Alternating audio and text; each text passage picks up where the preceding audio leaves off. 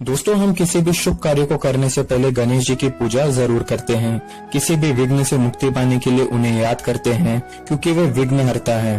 तो आज हम जानेंगे कैसे हुआ गणेश जी का जन्म, और हम यह भी जानेंगे क्या था उनके हाथी वाले मस्तक के पीछे का कारण।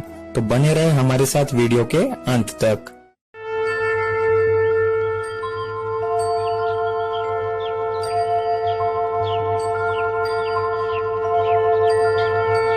दोस्तों, वीडियो शुरू करने से पहले आपको यह बात जानना बहुत जरूरी है कि गण किसे कहते हैं। गण एक ऐसे वर्ग को कहते हैं जो भगवान शिव के काफी करीबी होते हैं और उनकी हर कार्य में उनकी सहायता करते हैं। उन्हें शिव गण के नाम से भी जाना जाता है, क्योंकि कैलाश में स्थित सारे गण भगवान शिव के ही थे। तो एक बार माता पार्वती को यह अनुभव हुआ कि उनका भी एक गण होना चाहिए। इसी कारण एक दिन माता पार्वती स्नान में उपयोग किए जाने वाले हल्दी के मिश्रण को अपने शरीर से निकालकर एक बालक की मूर्ति बनाती है और अपनी दिव्य शक्ति से उस मूर्ति में प्राण प्रतिष्ठा करती है। उस बालक को वे अपना पुत्र बना लेती है। पुनः माता पार्वती उस बालक को एक भाला देती है ताकि बालक खुद की रक्षा कर सके। पुनः माता पार्वती उस बालक को आदेश देती है कि वे घर की रक्षा करे और किसी को घर में प्रवेश करने ना दे जब तक वे स्नान करके वापस न आ जाए। अपनी माता का आदेश मानते हुए बालक द्वार पर खड़ा रहता है।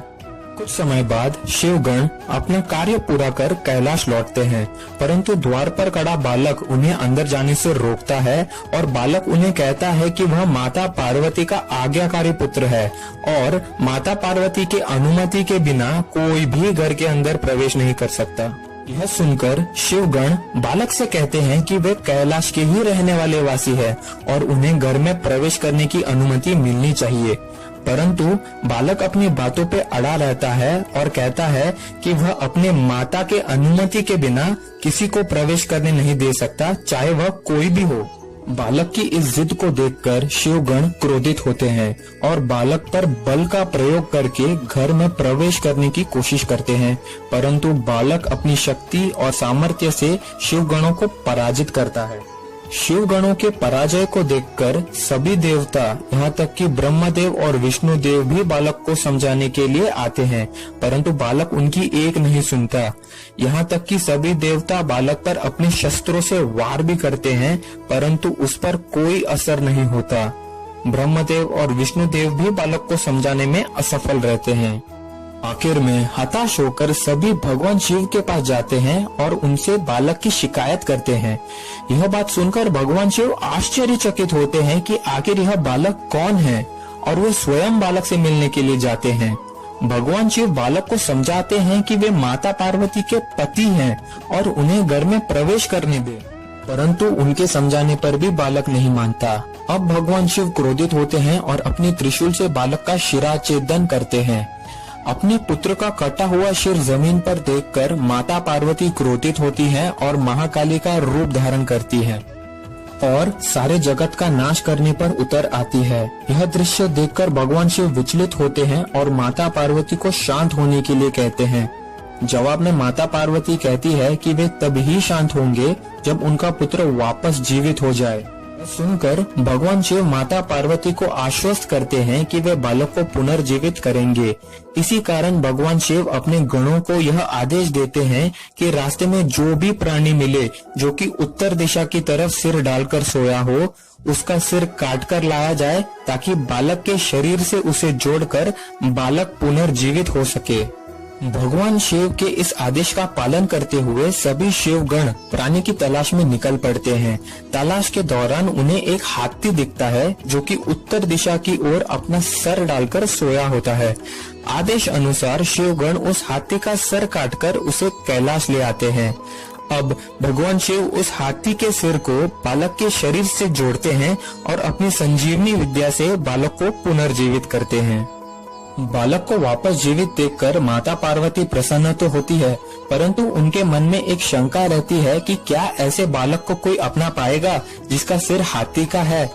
भगवान शिव माता पार्वती के मन के इस शंका को जान लेते हैं और बालक को शिव गणों का अधिपत्य नियुक्त करते हैं और उसका नाम गणपति रखते हैं। पुनः भगवान शिव और सभी देवता गणपति को यह भी आशीर्वाद देते हैं कि संसार में किसी भी शुभ कार्य को करने से पहले गणपति की पूजा होगी। इसीलिए दोस्तों, हम आज किसी भी शुभ कार्य को करने से पहले गणपति जी की पूजा करते हैं।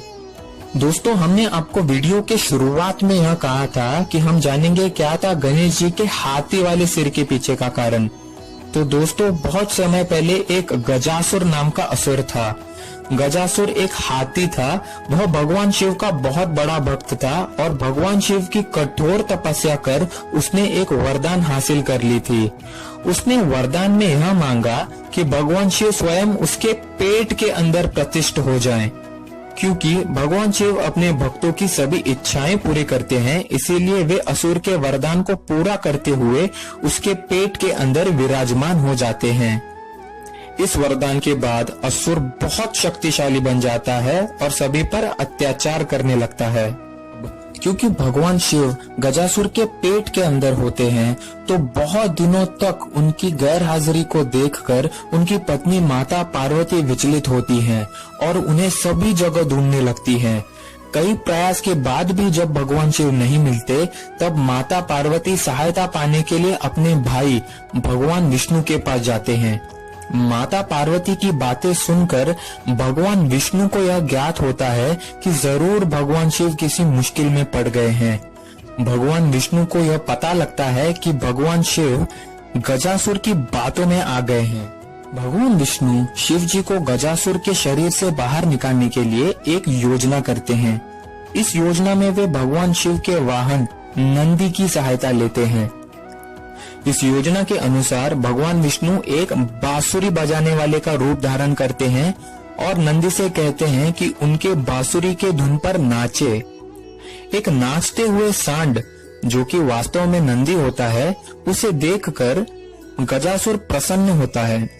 गजासुर इतना प्रसन्न होता है कि वह बांसुरी बजाने वाले से कोई उपहार मांगने के लिए कहता है। अब बांसुरी बजाने वाला, जो कि वास्तव में भगवान विष्णु होते हैं, इस अवसर को जाने नहीं देते और गजासुर से उपहार के रूप में यह मांगते हैं कि वे शिव जी को अपने पेट से मुक्त कर ले। ऐसी मांग को सुनकर गजासुर को यह ज्ञात होता है कि बांसुरी बजाने वाला और कोई नहीं बल्कि स्वयं भगवान विष्णु है।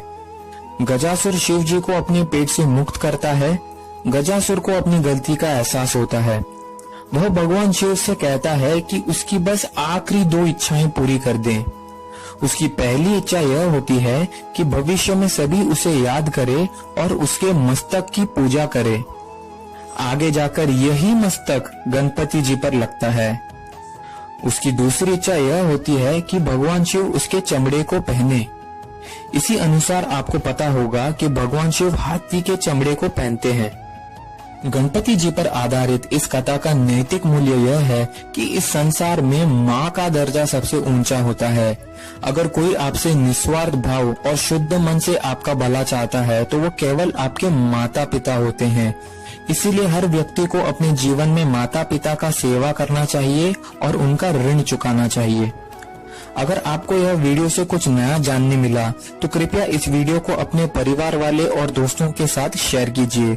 वीडियो पसंद आए तो इस चैनल को सब्सक्राइब भी कीजिए। हम इसी तरह आपके लिए आध्यात्मिक कथा से जुड़े नैतिक मूल्यों को आपके सामने प्रस्तुत करते हैं। जय श्री कृष्ण।